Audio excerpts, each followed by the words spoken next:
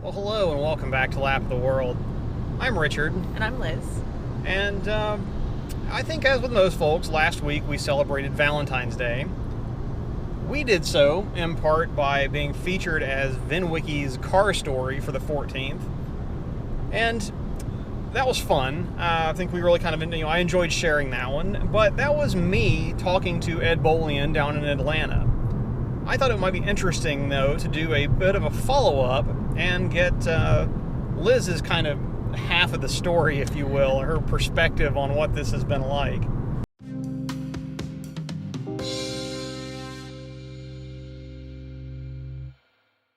So we're out for a drive on kind of a soggy Sunday afternoon here to accomplish this, since the garage studio is still under construction. So I guess let's jump right in and get started from the beginning. I mean, what is, in the years prior to being proposed to at a racetrack and wearing connecting rod on your left hand, what kind of exposure have you had to the car community and racing and things like that? So prior to you, obviously, really, I wasn't raised in a car family per se. My dad had a variety of BMWs and Audis and stuff, but he wasn't really like a car guy. Good taste, though. Yes, good taste, but not a car guy. My sister and I were basically told that we needed to, we were taught how to change tires and change oils and basic car maintenance before we could drive, and we were required to know how to drive a stick shift, even if we never drove one or never owned one. That was kind of my dad's basics that he required of us before we started driving. Sure. But other than that, I knew, I appreciated cars. When I was growing up, I was more of a tomboy, as you know, which is probably why we became friends in the beginning. Right. But I had the Barbies like most girls, but I also had a huge collection of Matchbox cars.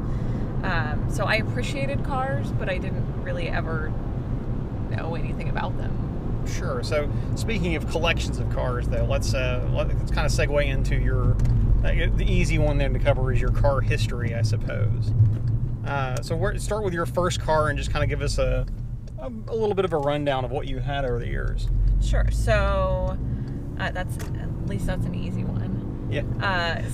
Lists of things, right? My first car was a red 1986 300ZX that I actually inherited from my sister. It was a hand-me-down from my sister when she left for college. Mm-hmm. It's not a bad way to start. No, that's not a bad way to start. And I grew up in Oklahoma, so I had the cool sports car when everybody else had their mom's sedan. And I felt very cool in it. And I enjoyed it. Later, I ended up getting a Volkswagen Beetle. A new Beetle, but, Like cringe a little bit. Yeah, I understand. And I sold the 300ZX to my best friend who had obsessed over it for many years. Unfortunately, later he totaled it. But not very much later. Not very much later, like 2 weeks after I sold it to him. Ouch. In his defense, he was going very slowly in a neighborhood, and somebody stopped, was stopped in the middle of the road or stopped suddenly, and his friend that was in front of him rear-ended that person. He rear-ended them, and it just totaled it. Oh. Because, it was... Yeah, by that point in time, a 15, 20-year-old car. Exactly. So after that, I had the Bug, but then I joined the military and ended up with a Dodge Durango, 4Runner, and the 4Runner I actually drove from when I moved. I was stationed in Florida, and then I went to Alaska, and so I actually drove it from Florida to Alaska. Yeah, you thought our Tennessee to California trip was a long haul. We got nothing on that. Yeah. So far. So we should, recreate that. I'm sure it'd be fun. Racetracks in Alaska. Are there any racetracks in Alaska? I'd have to go look. Yeah, I don't know, but I'm sure we could find some along the way. Ice racing, maybe? Anyway. Yeah. Sorry. Yeah, that's okay. So, yeah, no, it was,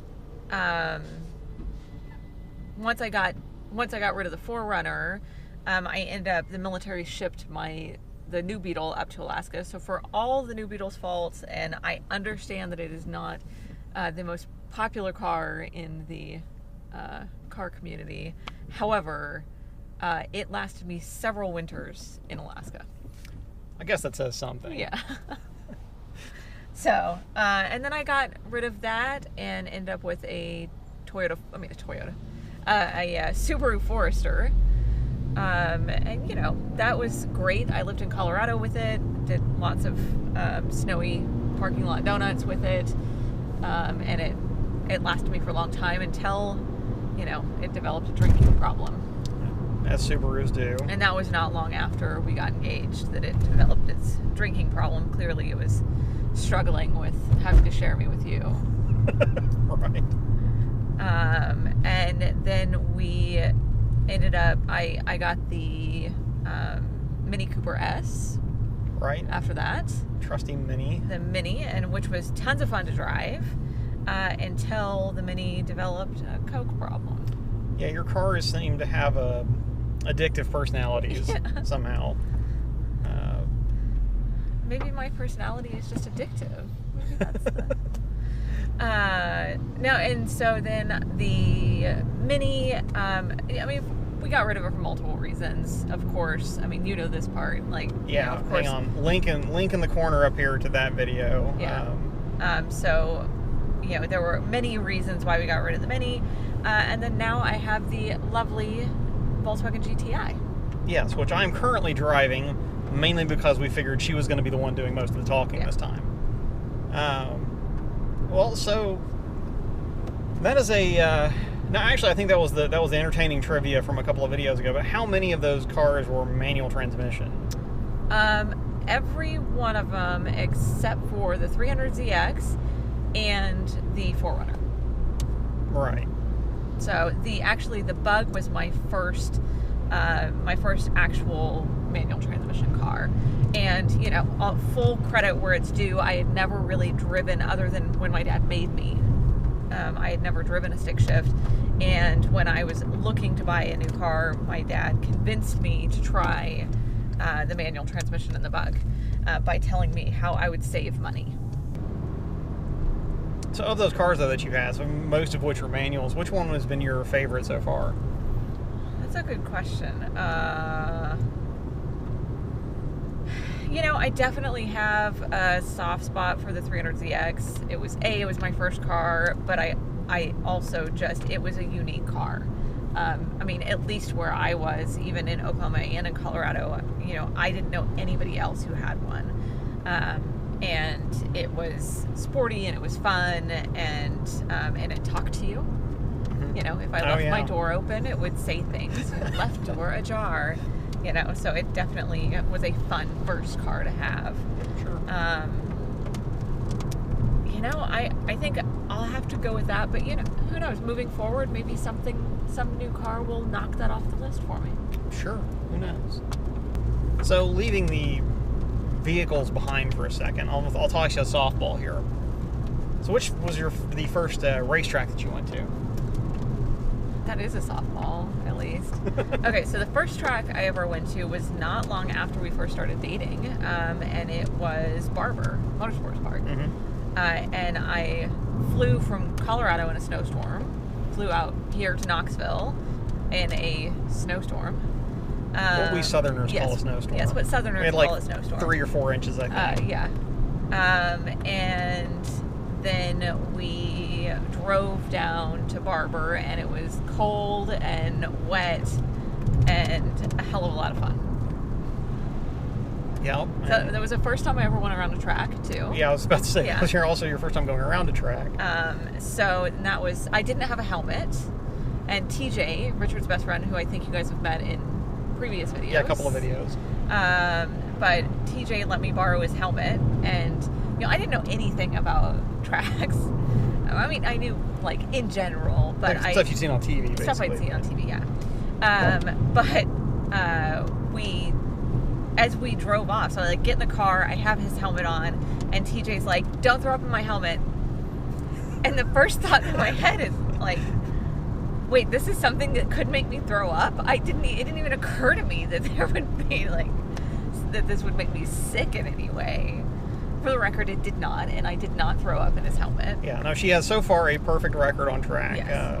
in absolute terms. A perfect track record? Perfect track record. Yeah. Yeah, and obviously since then you've been to dozens. I was actually just thinking about that earlier today, and I think I have actually legitimately been to 11 tracks. 11 tracks. Yeah. Yeah, and so you've been to, for various events and things like that, as well as innumerable, I'm sure, cars and coffees and little small meets and drives and things like that since then. Did you have any particular, standouts or fond memories? Well, I mean, I think the easy one is NS Expo. Fair. The first expo I went to, I've been to now 4. Yeah, everyone since 2015, yeah, right? So I've been to everyone since 2015. The first one we went to was in Palm Springs, and that was a lot of fun. That was actually right after we got married. It was a lot of fun at Thermal Club. Yes, Thermal Club officially. Yeah, Thermal Club.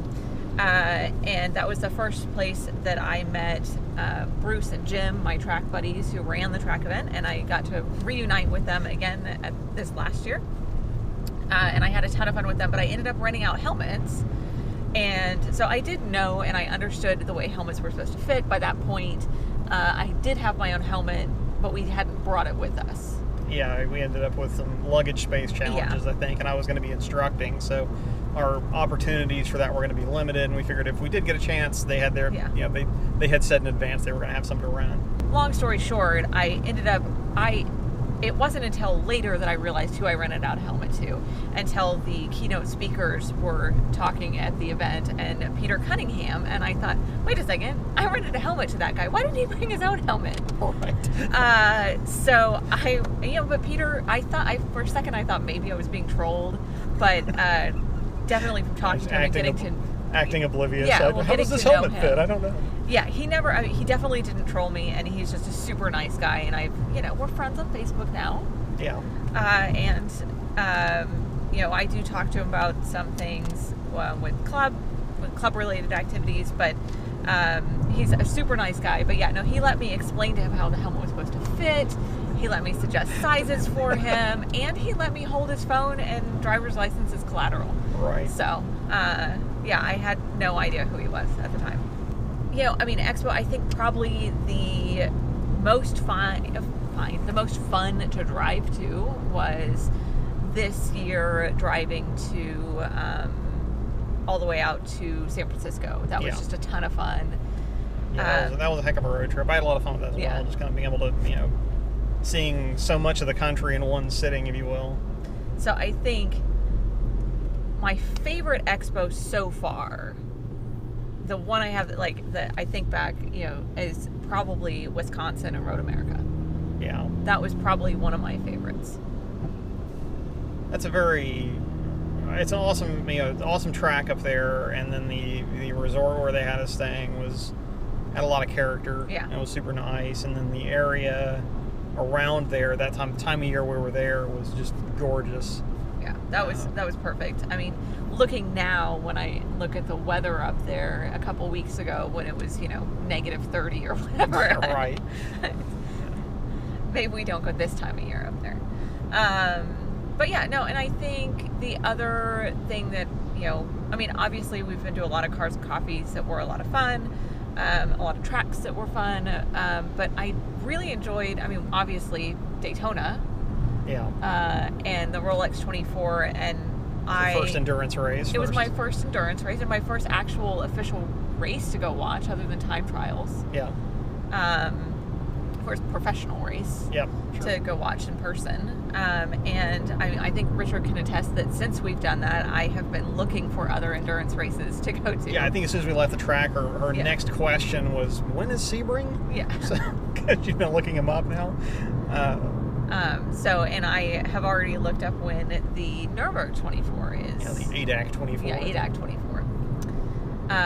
So, I mean, I actually really enjoyed, I did not realize how much I would enjoy endurance racing, but that was a lot of fun. So now, having had kind of seen sort of the, some of the breadth and depth of the of everything automotive related in the past 5 or 6 or so years, I think maybe, I don't know, maybe these guys would be interested in what you now think of as what makes you like a car, or makes you like or appreciate cars in general. Okay, so this is a harder one. It's enough softballs. Yeah. Make you think.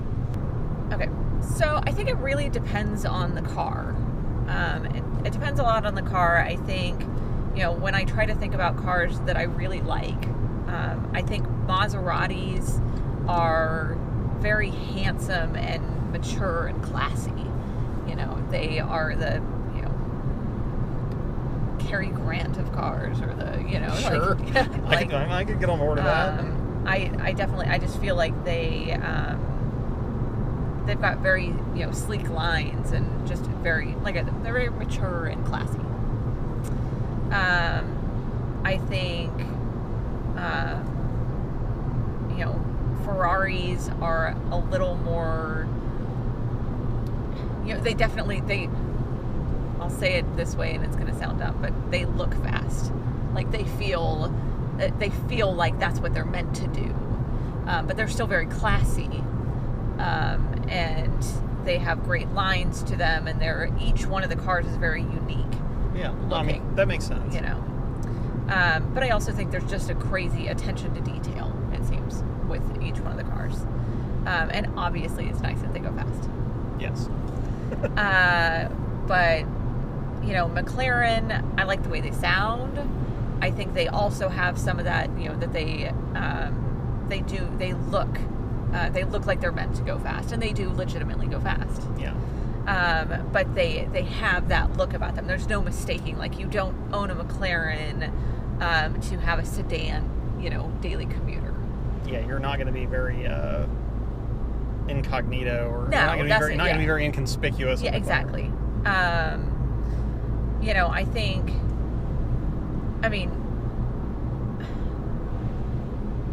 I think the other car that I definitely really appreciate is Lamborghinis. And I think the reason why I appreciate the Lamborghinis is they are unapologetic for who they are. They are the wild child, and they are crazy, and there's no, I definitely am not a big fan of Lamborghinis in white, black, silver, they can look nice, but that's not what they're made for. That's not what they're meant to do. That is shaving somebody's mohawk off. Right. They are meant to be crazy and wild, and that's who they are, and they sound good, they look good, they have crazy lines and angles, and they're meant to be shown off. And no, they're bonkers, and they're meant to be bonkers. Exactly.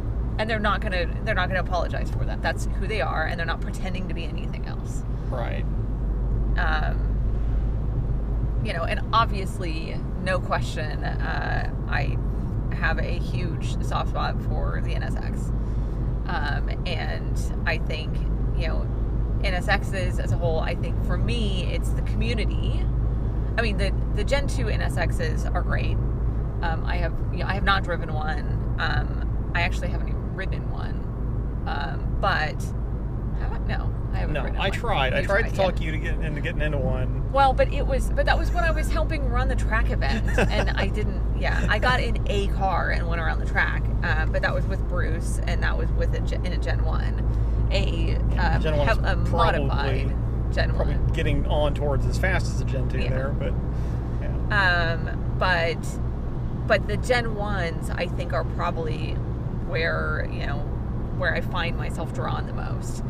I feel like they are this unique little thing that it doesn't matter, that everybody loves them. No matter where we are, we have teenage boys drooling over it. We have old men stopping us in parking lots and drooling over it. And it's like being with a celebrity all the time. You know, there's no question of what people are looking at when we're out. Yeah. You know, and obviously you in the passenger seat. No, They're asking you for your phone number. That only happened one time. But that is one of the things that I do find very entertaining about them too, is that, yeah, just the attention they draw, but, you know, that people want to talk to you about them. And, you know, like I said, you know, like he was joking about is in one of our videos, you know, I was actually driving and he was sleeping in the parking lot. You're sleeping in the parking lot. Sleeping in the parking lot? Yeah. Sleeping in the passenger seat. Maybe done that once, but not on that trip. Sleeping in their passenger seat, and some guy drove past us and like gave me his phone number, you know, and told me to call him. So on the interstate on the way to California. Yes, on the interstate. It was very amusing. I think Richard's first thing was, I think he asked if I called him or something. I was like, no. First of all, we were going 80.